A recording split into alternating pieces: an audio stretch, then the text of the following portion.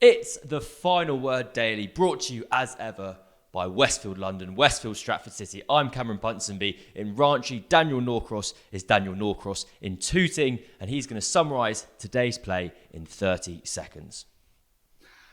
England began incredibly belligerently with a fantastic counter-attack from Robinson. Root didn't get to do much at the other end. When Robinson was out playing a reverse sweep, of course it's Bazball. We saw the single worst shot in the history of Test cricket ever played. Yes, I'm looking at you, Shannon Gabriel. It was worse than that from Shoaib Bashir. But somehow he managed to come back and redeem himself with 4 crucial wickets on a pitch that played capriciously, sometimes nastily, sometimes well. Yet again, the mighty Jaiswal impressed with a wonderful 70-odd. But England finished the day with a 134-run lead still and only 3 more wickets to take in the first innings. They will feel that they're in a terrific position to level the series by winning the match and take us to Dharamshala, sleety Dharamshala, with the series all square. It's poetry as ever. And I think capriciously was a wonderful word to use there, because my takeaway from this game so far is it's playing into the narrative that was preceding the series, which is India are a very, very good team. And if you're going to make a shit heap, which is going to start spinning, if you're going to play the lottery, expect to gamble. No, if you're going to gamble, expect a lottery. That's what I mean to say. Because whilst I think England have been very good in this match, and I'm interested to know if you'll agree with this, Daniel, they've been exceptionally lucky. The rub of the green has gone with England throughout this test match. They've won the toss, which is so vitally important on this wicket, as we're now seeing. Yesterday, yes, the morning was a lively session, but from sessions 2 and 3, it was pretty flat. It was pretty slow. Ollie Robinson, test best of 58. He himself was saying when the ball got old, wasn't too many kind of demons in it. And now we're starting to see the pitch break up as India bat. And thank goodness, Rob Key of the ECB reached his hand into his pocket, paid off the Hawkeye lads, and England are now getting all the decisions in their favour. Having bitched and moaned about DRS for the whole of last week, 3 umpires' calls have gone their way today after India had burned their reviews yesterday and not got to Ollie Robinson when he was stone dead LBW. If England don't win this test match, they have cocked up enormously because they have had everything in their favour. They have executed their own skills well, and, well, they're 130 runs ahead with only 3 Indian wickets left. Yeah, I mean, that's undeniable. But I'd have to say that England have made a little bit of their own luck. Sure. Root's innings was sublime. Robinson actually played very well in tandem with him, and Root was able to trust him, which was notable that Robinson dominated the amount of I was going to say the amount of possession there, the amount of balls that he faced. It's the same thing, isn't it? The possession within the partnership. And he batted really well to do that. But it was noticeable, wasn't it? We were all scratching our heads wondering about this pitch. But there were some that went horribly low today. There was an hilarious one from Hartley, I think, that went really low outside the off stump underneath folks. If that happens and it's straight, then you just don't have a prayer. And England will be hoping that it continues to deteriorate, because if they can get a lead that's sizable enough, then the problem for Rohit is that it's difficult to induce the third innings pickle. And the third innings pickle happens basically when that third innings begins with a lead of 60, maybe 70 or fewer. If that's the case, then Rohit can attack early wickets. He can then hope to bundle England out for not much more than 100, be set 200 even on that deck in what would be back end of the third day. It would still be doable. His problem is, if England start with a lead of 90, 100, and he doesn't get those early breakthroughs, that opening partnership continues to prosper. When they're effectively, as we say, if they find themselves effectively 150 odd for none or one, then Rohit's got to have fielders out, which takes out things like back pad. Then effectively all you're actually doing is defending your stumps and hitting the bad ball with lots and lots of time to spare. But then again, we know that Bazball has the capacity to shoot itself in the foot. It's done it many, many times before, so we don't know. But to me, and you were out there watching every ball, seeing it in the flesh, Stokes' captaincy. Captaincy can be one of the most overrated things in the world, but I can't find any other explanation for how much better England's spinners, incredibly inexperienced spinners, bowl with Stokes as captain, to how every other England spinner pretty much, I mean, Panesar and Swan, yes, back in 2012, but generally speaking, What is it that Stokes is doing, Cameron, that makes it possible for a man like Shoaib Bashir? I'm going to give you a stat before you answer. I'm very He is, excited. you might like this, he is 1 wicket away in this innings from becoming the youngest English off-spinner to take a fifer. Previous youngest, Pat Pocock, at Old Trafford in 1968 The against famous. Australia. Very famous Percy. He was 21 years, 256 days old. Shoaib Bashir is well over a year younger than that. He's never taken a fifer in a first-class game, never taken a forfeit in a first-class game. He's somehow landing the ball with consistency, and that's not just his own skills, is it? I mean, it's the captaincy, it's the fields he's got set for him, and it's the belief that's being instilled, which is really quite unusual. So Joe Root gave two really lovely answers in the written press conference after today's play. One, he kind of was talking about Shoaib so glowingly as just a person, and reflecting on, like, if you took his story and show his story to 15, 16-year-olds spinners across the country, how much hope it will give them. Because genuinely, 2 years ago, Shoaib Bashir was a good, very competent club cricketer who'd just been released by Surrey and was trying to find a way in the professional game. He's now, as you're saying, bowling India out in India. And on the captaincy front, it's not just a fluke with Bashir. It's happened with Rayan Ahmed on debut. It happened with Will Jacks on debut. It goes beyond just the spinners. Jamie Overton scoring 97. Hartley, Josh Tongue, Matt Potts. The list goes on and on. And I think this England team, today in particular, they've displayed a wonderful relationship between luck and skill. And to lean into the skill side of it, with the captaincy, Root talked about what people don't realise is with the Sarfraz dismissal from Tom Hartley, 2 balls earlier, Stokes has dropped out deep cover. And now that's often seen as a negative fielding position, to be like we're saving a boundary. But actually, in Stokes' view, and this isn't like an idea he has a monopoly on, but it's an example of his proactive captaincy. He was like, I want to try and get Sarfraz to push the ball into the offside rather than waiting for it to get that bit fuller and driving it for a boundary. 2 balls later, he tries to drop it into the offside for one. He gets an edge, and Joe Root takes a very good catch at slip. Kind of in a nutshell, Ben Stokes' ideas in the way that isn't an obvious plan from the boundary's edge. It's not like he's bowling to a 7-2 field and, right, we're hanging the ball outside off stump. We're going to attempt to get him out in that manner. And to go back to the Bashir thing, he bowled a 31 over spell today. He bowled throughout the middle session. He then bowled, in effect, 32 over spell because he just swapped ends at the end of the day. It's the longest spell in tests in India since Anil Kumble had a role in about 2005. And when I say about 2005, I mean in 2005. It's the longest spell by an England cricketer since Graham Swan had a 30-something over spell in 2013. And this is a guy who, going into this series, had bowled 200 overs in first-class cricket as a whole. He's bowled 15% of his career tally, not including the match at Vizag, but shut up, in one spell, in an England shirt, having not had a professional contract as of a year ago. And again, England benefited from the narrow umpires' calls that went their way, but they had a bowler who was good enough and confident enough and skillful enough to execute over and over and over for what's 32 overs? That's 192 balls. And he bowled throughout the middle session for 15 overs. I think it was 2 for 30. It was a fantastic display of bowling, and one that threatened to kind of win the match for England figuratively, if not literally, this evening, before Kuldeep Yadav and Dhruv Jurel put on a fantastic kind of 8-wicket partnership, which is kind of reflecting where England kind of saved their day between Ollie Robinson and Joe Root. And I don't know if you've had a chance to see Joe Root's comments after the play, but I heard one colleague refer to him as kind of slightly emotional in terms of how relieved he was to get this century, and the talk of, him responding in a way to, he's not immune to the criticism, or at least he's not immune to the noise that surrounds his shot. He laughed and joked about, I thought I might do a reverse ramp on 99, but actually that wasn't the point, and that would have been selfish. I don't know. I mean, you've just recorded the BBC podcast as well. So we're very wide-ranging broadcasters but don't listen to Daniel on that one. Listen to him on this one. Did you ever feel from Joe Root's kind of words that, I just always quite like it when you see someone as experienced as Root still feeling the emotion and the pressure and the joy of a day and a week like this one?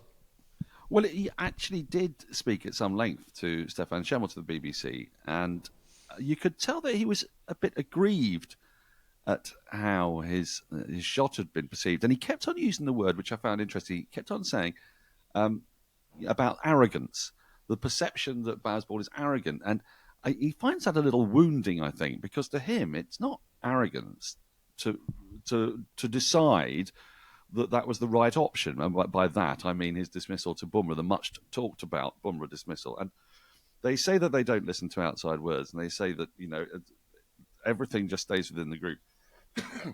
Evidently, it isn't quite as simple as that, and it does filter through. And he would have been acutely aware of the fact, as he was in the interview, that he'd not contributed with the bat. And when England lose really heavily, and he's not making runs, and I think you could sense that he felt the onus of responsibility, and that somehow he had discharged some of those responsibilities in the 100, and that they're grappling a little bit with all having fun, but somehow being slagged off for it. It's a lot of our Aussie listeners will, of course, be very familiar with this because they'll be many of the ones doing the slagging off. But whoever England play, South Africa famously did. Dean Elgar said, "Oh, it's nonsense. It's not going to come off against us." And probably England won 2-1. I don't think they really understand where the criticism comes from, and where the criticism actually does come from, I don't think is entirely them. I think Ben Duckett's not very helpful because he does say things like, it doesn't matter how many runs, if they set us 1,000, we'll score them. I know he's taken a piss, but that is sort of winding up people. But for the most part, I think they're all thinking, well, we're just taking positive options here. But why are we being accused of being both arrogant and destroying cricket? It seems mad.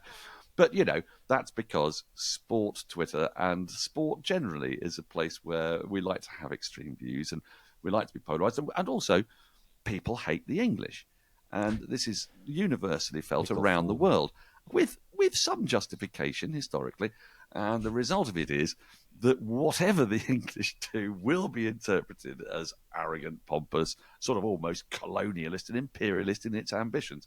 And, of course, these players are quite a long way away from the empire. I don't think any of them was ever really involved in making one. But, yeah, well, time will tell in the future. But yes, I did sense that there was a bit of a grievance, perhaps, from Root. But also, I wanted to ask you: is he 100% okay fitness-wise? Because Stokes is such he's such a sort of ADHD captain. The bowling changes happen all the time, and you just pointed out that Shoaib Bashir bowled effectively a 32-over spell. Joe Root bowled 1 over, made the ball turn an absolute mile past Kuldeep Yadav, and I thought, actually, on a pitch where the bounce is variable, especially when it keeps low, the slingy round arm of Root would have been good. So, was that a tactical decision or in part a kind of fitness decision? Because he was wearing two sweaters or something crazy? He was wearing layering up. I think, to be honest, I didn't ask him that question because I'm a bad broadcaster and wasn't doing my job properly. But I think it's one of the nature of kind of Ben Stokes' captaincy is because he balances two things. He backs the individual resolutely, like completely. So we see players not have a bowl for a very long time, such as Tom Hartley today, who didn't come on to the 32nd over, but then bowled an 18-over spell on the trot, similar to what he did in the first test in terms of, we're going to keep backing you, but the field's change. So that's the kind of, in the macro, to use horrible kind of economic terms, things are changing all the time, but then it's the micro and it's actually just the individual. It's we are backing you and keeping you all the way. I think with Joe Root, there is another question I wished I'd asked him was about the effect that his bowling's had on him as a player. And to use, I'll tell you what, we're really. I'm about to mention a second podcast. So from the Marcus Stoinis interview that the Grade Cricketer did years ago, he mentioned the piece of advice that MS Dhoni gave to him, and the idea was only work on your weakness as much as it doesn't take away from your strength. So it's kind of the idea you pull on one side of your t-shirt as much as possible until it moves your other side, and you're like, well, then you don't want to touch it anymore. I think that makes sense. Your eyes told me it didn't, but I'm going to keep going. No, well, I'm just trying to work it out, but I think I have got it, yeah. And so basically the idea is with Joe Root, as you said, it was a first innings yesterday, and Joe Root's been having to contribute so much more in his second string how has that then impacted his batting, and how frustrating is that to him if he can't contribute kind of in full? Something I also wanted to talk about, mainly because I've got a theory that is stupid, but I feel like might. This is the final word. This is where kind of cricket tragics live and breathe and enjoy each other's company. Today's non-catch from Jaiswal. First of all, at any point did you think it had carried, or are we all in agreement that it had bounced quite clearly before it went through to Ben Folkes? In the immediate moment, I thought it was 50-50, and then I saw a replay and it very clearly bounced. So that we all have gone through the same lived experience, apart from the England team, who saw it on the big screen and started jumping up and down, loads of back slaps. Maybe Joe Root isn't well, because he was the only one who actually thought it was out at the time. But it made me think of when the ball was going through to Ben Folkes, he was the lining of his gloves. Fuck, I'm excited about this. The lining of his gloves are green, and the grass that it's blending into is also green. And so it was very difficult to see kind of where the ball had taken, whether it just landed in his pinky or in his ring finger. And it made me think about the NFL. The reason it made me think about the NFL was because when teams are playing against, for instance, I think it's the Chiefs or a team who plays in red, they will get their players to wear red gloves. So if they're going to hold them and hold their shirts and pull them and like foul them effectively, it's harder for the umpires and the referees to see. So it made me wonder whether wicket keepers should be wearing a colour lining of glove. I'm worried I'm losing everyone here, but I'm going to keep going. That's different from the grass and the ball, and so it'd be easier to then get the decision on field. Can you tell me, out of 10, whether you think that is the most or least interesting thing you've ever heard in your life? Look, Dave Brailsford, the great coach, would say, take care of the one percenters. And exactly. I think you might be onto something. Obviously, it's working in exactly the opposite way to the NFL situation. What you're saying is that you need to have a colour contrast between your glove. Otherwise, your glove merges into the ground and you might have catches removed.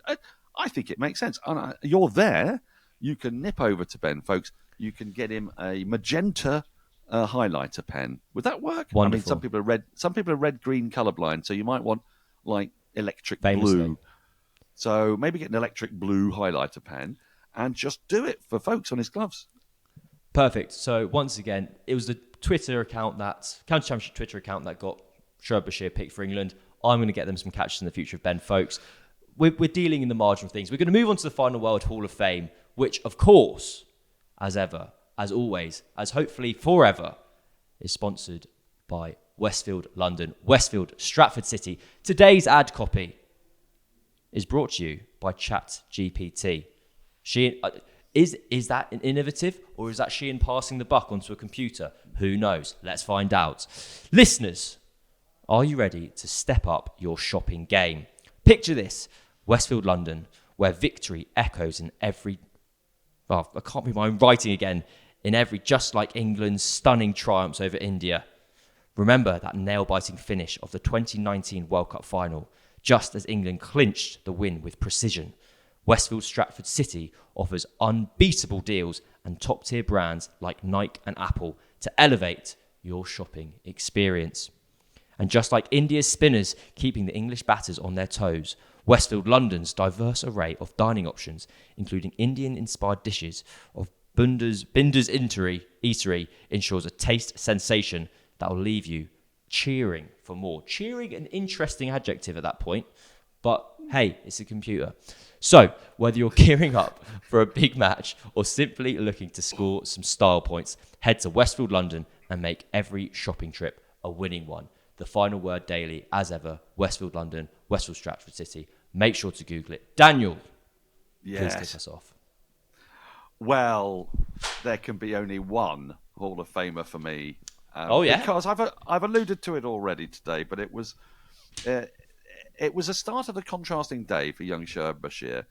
So he comes out about after this marvellous partnership of 102 between Robinson and Root. What a partnership it was. And actually, at that stage, England would have been dreaming just before Robinson's little reverse paddle, which got the faintest little tickle on the glove, which he evidently didn't feel. Well taken, I've got to say, once again, by Jor-El, who has been immaculate behind the stumps. Lovely. So disappointment that the partnership had come to an end. But with momentum in England's favour, if Bashir had been able to hang around for 5-6 overs, then Root might have been able to add another 20-30 runs. He is England's probably greatest ever run getter. He will be before awfully long. And he sat there leaning on his bat and 120 odd not out. So what does Bashir decide to do? He played a fairly immaculate-ish first ball. And then the second ball he received was one of the wildest, craziest yahoos I've ever seen. It was a proper club yahoo from a proper number 10 who desperately needed to get to an event that his wife had arranged for him, and it was already the game was going on too long, and he knew he was going to be in the doghouse if he didn't get it done and dusted. And he proffered the simplest of catches. And what I think makes it a Hall of Famer is that it was so brainless and so daft. You've got this guy at the other end, but also very much in keeping with Bazball. And I'll explain for you why very briefly. Last year, Jack Leach told us this on the BBC podcast, but I think he's mentioned this before, so it's public realm, that when he played a reverse sweep to his first ball out in Pakistan and got bowled, he wanted the ground to swallow him up as he walked off. He thought, "Oh my God, what have I done? That looks terrible." Baz was apparently waiting for him and said, "Great shot, mate. Loved it. And I can just imagine that when every right-thinking human being is watching Bashir play that shot and go, "What on earth is that?" He walks into the change room and gets a high five from captain and coach. So, it's a crazy. It's the right process. It's process, not execution. That's my Hall of Famer. Well, it's funny you mentioned that because, Joe Root at the end actually was annoyed at Anderson. Was like, why are you out? What's going on? I'm still here. But my own Hall of Fames. First one, very quick one. Marcus Trescothick. England are so low on the ground here now that he was in full whites and helping run on drinks, because you're only allowed to run on drinks if you are wearing whites. So he was throwing back the years. And the second one I've got was, I thought this wasn't true when I first got told it. I had to get it's sourced from a second source.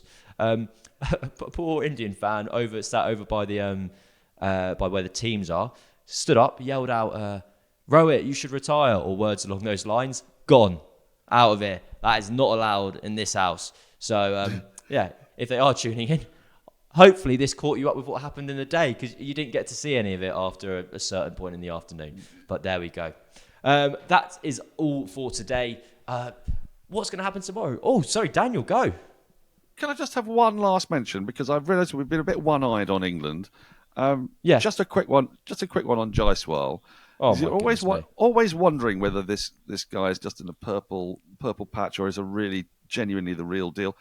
He batted beautifully today, and it came as a genuine shock that he missed a slowish straight one that just didn't get up that much. It baffled me, because he played yet again utterly beautifully, and I'm now fast coming to the conclusion that in about 2 or 3 years' time he might be the best batter in the world. Anyway, I just wanted to put that out there because it was another lovely day of Jaiswal in part. I completely agree, and I think it was fitting that the only way that England were able to dismiss him was from a ball that effectively didn't bounce very much, and he was robbed of another century, having, it says everything you need to know that when India come out to bat now, you've got Rohit Sharma at one end, and my heart is going, the big wicket here is at the other end of Jaiswal. This is the wicket that England need. Anyway, we'll find out how tomorrow plays out. Will the fast forward button be hit? Will Kuldeep and Jarrell get India up closer to parity? It's anyone's guess. It's going to be exciting. It's going to be thrilling. I'll be back with Adam tomorrow. Thank you very much, Daniel, for being with us. Thank you very much for listening, for watching. Let us know your thoughts below, but only if they're positive. See you later. Jarrell.